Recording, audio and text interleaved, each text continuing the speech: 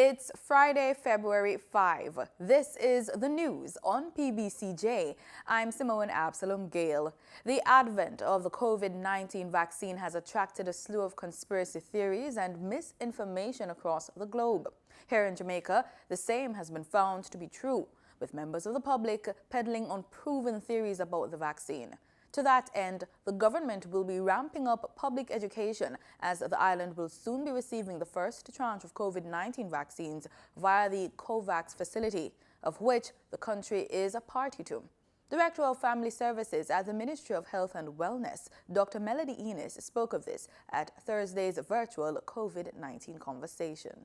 And we must increase the public awareness, the sensitization of everyone as to the benefits and the need to accept this vaccine. So we are intensifying and heightening our public awareness campaign, but we also have to manage our cold chain and logistics because, as you mentioned, these are delicate vaccines that are coming in.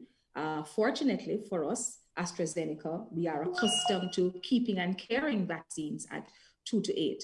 But we are managing both at the national level and at the parish, at the very granular level, to ensure that once the vaccines get here, they remain efficacious. In the meantime, Portfolio Minister Dr. Christopher Tufton says the country is set to receive between 146,400 and 249,600 doses of the AstraZeneca vaccine by mid to late February. And if you assume 2 doses per person, you're looking at the possibility of 125,000 Jamaicans. In addition to that, we're pursuing avenues through CARICOM to access an additional 500,000 doses. That is still yet to be finalized. And we are discussing with a number of countries, China, the UK through AstraZeneca Oxford.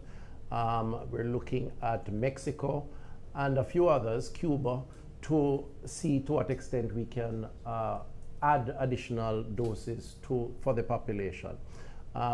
Right now, what we're doing is trying to prepare, because now that we know that we will have the vaccine, the issue is how do we prepare the public to appreciate the value of having the vaccine as a critical response to COVID, to overcome some of the challenges, the fears, the misunderstandings, yes, if you will, the misinformation also. And the government is committed to doing that, and we will be doing more of it in the weeks and months ahead. Pan American Health Organization Director Carissa Etienne says 3 new variants of the COVID-19 virus have been detected in the region. The matter came up at a recent virtual PAHO press brief.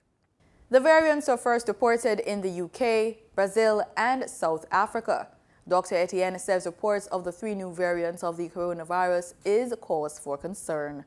And are causing concerns with regards to the possible increased risk of heightened transmissibility, the risk of increasing the numbers of severe cases, and the diminishing of the protective effect of current vaccines. She says at least 10 countries have confirmed symptoms of the new variants in reported COVID-19 cases. This is why we are pleading with national and local authorities and the general public to intensify efforts to reduce transmission. Now, PAHO is working with countries in the Americas to enhance the ability of the region to detect mutations and new variants. Meanwhile, the PAHO boss notes that the social and economic effects of COVID-19 are disproportionately impacting women. Women are some of our most powerful leaders, our leading scientists, our best health workers, and our most effective communicators. And we need their help to ensure that communities are adequately supported and prepared as we begin immunization campaigns.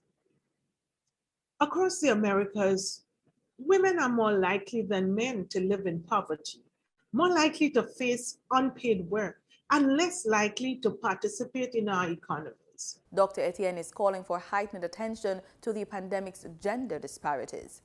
We hope that countries seize this opportunity to address the pervasive gender inequalities across our region and ensure that men and women can lead healthy and productive lives. So far, more than 1 million health workers in the Americas have become ill with COVID-19, and 4,000 health workers, most of them women, have died.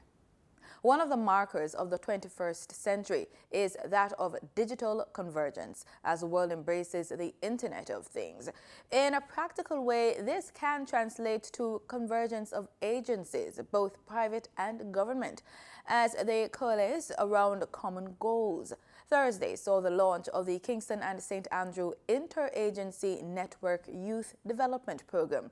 This is a collaborative effort between the Planning Institute of Jamaica, JASIF, Community Renewal Program, and the Social Development Commission, SDC. Kingston and St. Andrew InterAgency Network. It is hoped that this interagency initiative will give more opportunity to youth in the parish. We get more from Melvin Pennant. It is a coming together of several agencies and institutions, including the Heart NSTA Trust, the Northern Caribbean University's Morris Entrepreneurship Center, the Project Management Global Institute, and the Housing Opportunity Production and Employment HOPE program.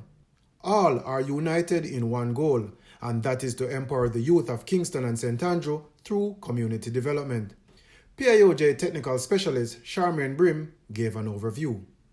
The goal is to transform and prepare a cadre of youths to become owners of their community development process and to strengthen the community development committees by equipping them with the requisite skill sets to carry out its role efficiently and effectively. So what are some of the outcomes we are looking for? We want to inculcate the community spirit amongst youth. We want to incorporate participants into existing structures in their community. The intermediate outcomes are therefore to increase the capacity of our CDCs in terms of proposal writing and to also increase the knowledge of project management and the community engagement process. PAHO head Dr. Wayne Henry touted the program's relevance and importance. Despite the constraints brought about by the COVID-19 pandemic, to date, 20 youth have been trained in the first phase of this program. And there is more to be done, as outlined in the project overview, which was shared earlier. I sincerely hope that all who are able to benefit from this program will fully utilize its opportunities and in turn become an inspiration to other youth who may be needing motivation and direction to chart a better future for themselves. The collaboration was welcomed by participating agencies such as Heart NSTA. Heart, we're in the business of empowering our human capital, but we can't do that without partnerships like these, whether they are small, medium-sized, or large. And this is what this partnership represents. We say to our youth, we will leave no one behind. Leaving no one behind means that we have to find them in their communities. And this is what this partnership represents. The ION program is being piloted in 2 Kingston communities, Trenchtown and Tivoli Gardens. We as a Trenchtown CDC believe that the ION program offers great opportunity and has helped build the Trenchtown CDC, which is limitless. The organization is able to create a youth arm to the Trenchtown CDC that targets youths from the community. $15 million is being invested in this pilot phase. Melvin Pennant, PBCJ News. The celebration of Jamaica's most popular music genre, reggae, continues. The Ministry of Culture, Gender, Entertainment and Sport, along with its partners, have been hosting virtual activities all week, inviting the public to catch the rhythm. Thursday night, Jamaica Reggae Industry Association, JARiA, and the Culture Ministry brought us conversations surrounding opportunities in the music and entertainment industry in this new normal. Here are the highlights.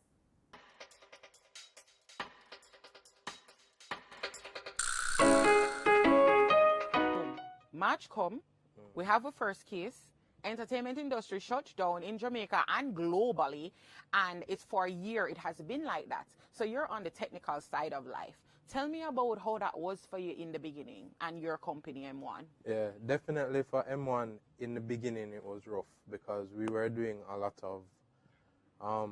of commercial type of work, and so by May everything just kind of picked up because now artists, the musicians, the commercial companies, the corporate companies, everybody now wanted to find a way, how do we still get our message across?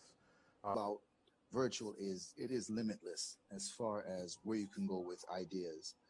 And so when we do begin to see people suffer from virtual fatigue, there will be a new creative bump and another creative bump and another creative bump. And I'm not going to lie. I think within the next 5 years, we'll be seeing virtual shows and set design that will be nothing that we can even fathom. The industry is now a digital, data-driven, algorithmic industry. You know, you're talking about Siri. Hey Siri, can you play, Rihanna? Hey Siri, can you play Beanie Man? Hey Siri, can you play, I Shot the Sheriff? And she plays it. That's because of metadata. Right?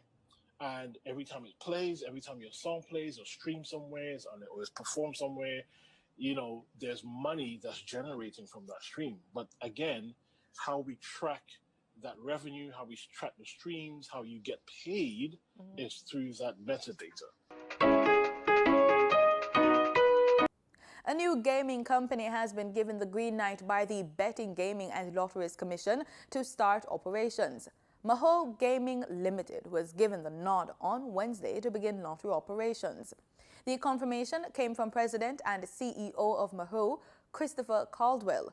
Caldwell is a former International Game Technology Senior Vice President for Latin America and the Caribbean. According to information, Mahou is expected to open with more than 250,000 retailers island-wide. The company had been granted lottery license by the BGLC since August last year, but was required to complete a raft of activities, including test draws, before it was allowed to offer games to the public. The global oil prices have ratcheted up. We find out why and get other market information in this business report with Gabriel Thompson. In Thursday's trading session, the JSE Combined Index advanced by 1,213 points to close at under 400,000 units. Overall market activity resulted from trading in 81 stocks, of which 46 advanced, 26 declined, and 9 traded firm. The Junior Market Index advanced by 11 points to close at under 3,000 units. Stocks advanced for AMG Packaging and Paper Company, Berger Paints Jamaica, and Blue Power Group. Stocks declined for Barita Investments Limited, Caribbean Cement Company Limited, and Caribbean Flavors and Fragrances Limited. Trading firm were 1834 Investments Limited, CAC 2000 9.5% preference shares, and Caribbean Producers Jamaica.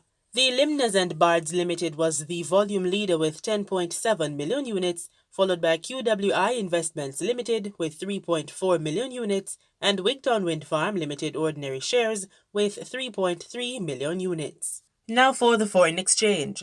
The US dollar on Thursday, February 4, ended trading at $150.87. The Canadian dollar sold for an average $118.06. The pound sterling traded for $204.88, and the euro ended trading at $181.41. Oil hit its highest level in a year on Friday, closing in on $60 a barrel on economic revival hopes and supply curbs by producer group OPEC and its allies. Brent crude futures rose 63 cents to $59.47 a barrel. West Texas Intermediate crude futures gained 54 cents to $56.77 a barrel. In this week's edition of Financially Focused, financial coach Denise Williams takes you back to the Christmas period. She examines gift-giving habits and attachment styles, highlighting the anxious and avoidant attachment styles.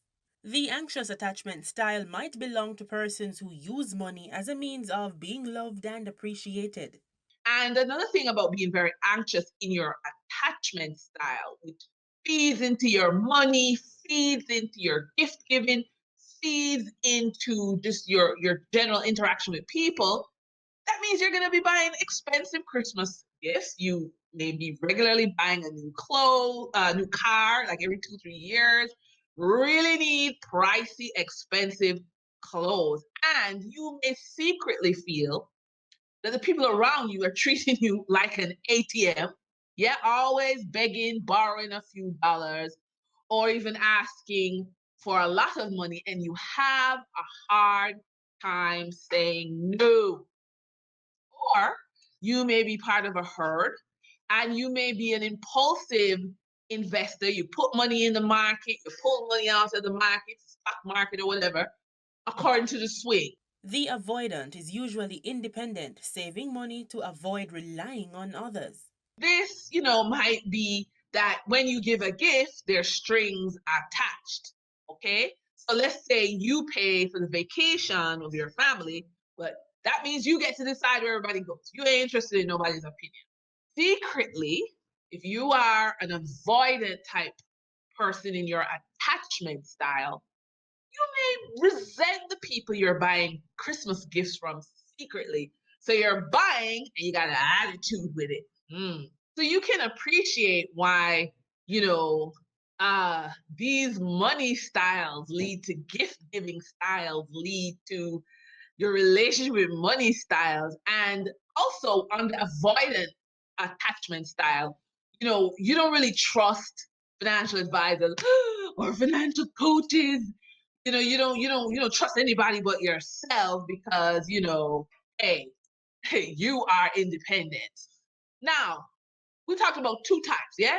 Anxious and avoidant. Naturally, there's a lot in between, and not everybody falls into these categories, right? So here's the thing. Usually, your attachment style, how you are with money, how you are with gift giving, is usually determined by your upbringing and your family influence when you were very young, okay?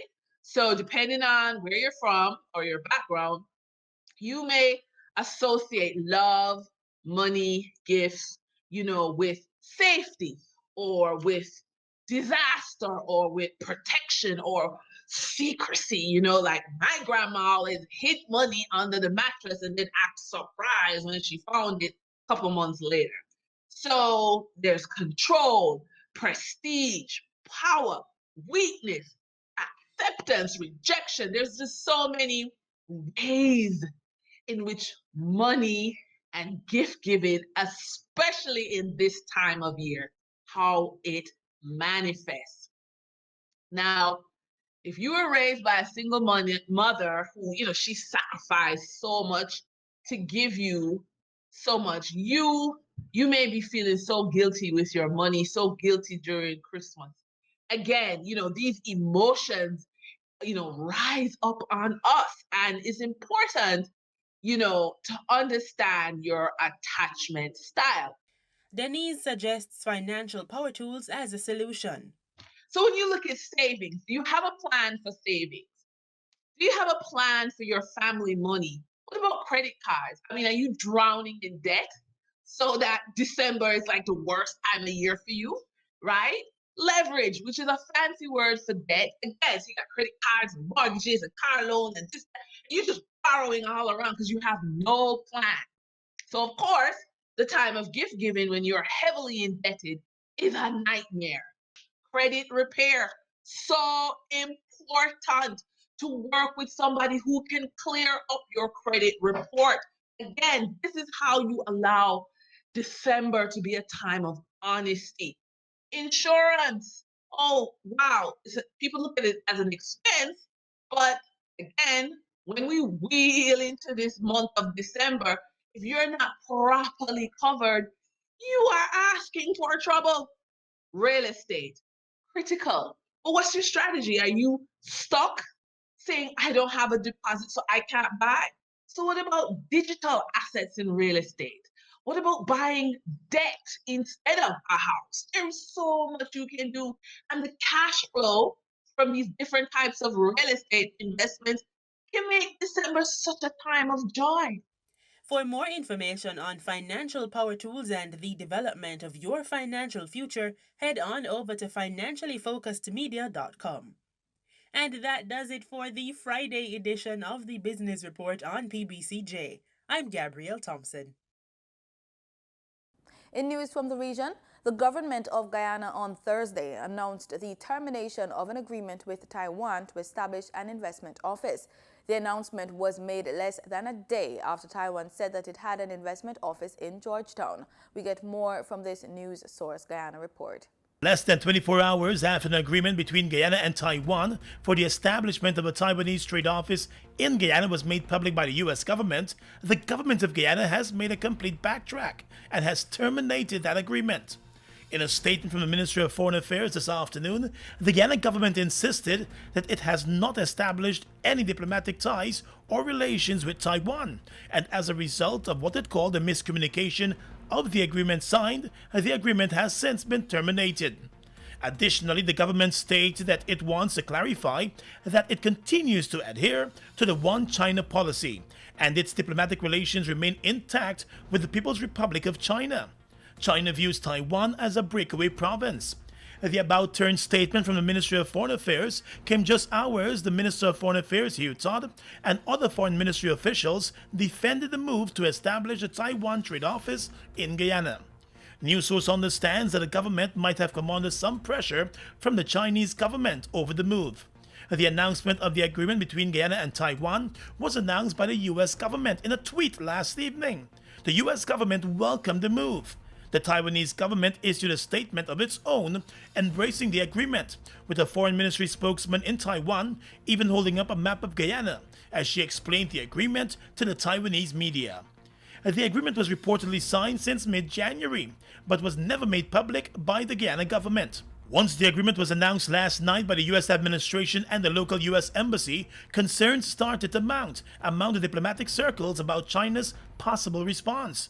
China and Guyana have been sharing diplomatic ties for over 45 years, and China has been making major investments in Guyana and has supported Guyana over the years through various loan and grant agreements for infrastructural and other development.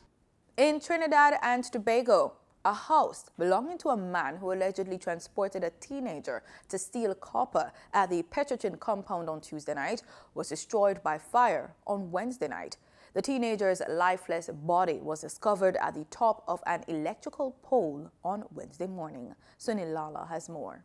Fire destroyed a small house along Cotton Hill Road in Mahou, just a few houses away from where 14-year-old Michael Suknanan lived. A woman who didn't want to be named recalled hearing an explosion around 9 p.m. on Wednesday. She said she flagged down a vehicle for assistance when she realized that a fire was taking place, since that house is connected to their building.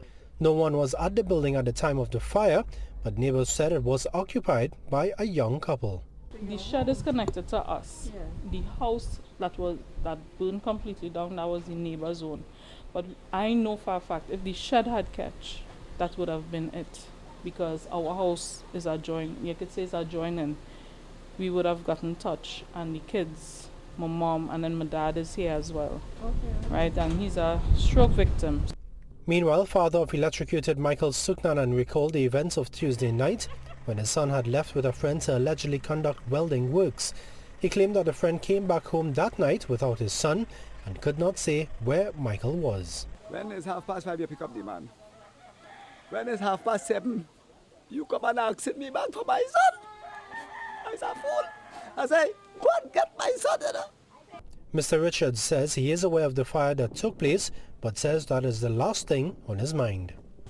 I was up here with my whole family weeping of my son, and I heard a fire there. I heard a fire brigade, but somebody came and set a fire there. But right now is my weeping time. It's not my business. Meanwhile, Michael's mother Sandy believes her son was forced to venture out that night. Yes, they forced my son to go because he told his bigger sister he's not going. He's not going with them today. He's not going anywhere today.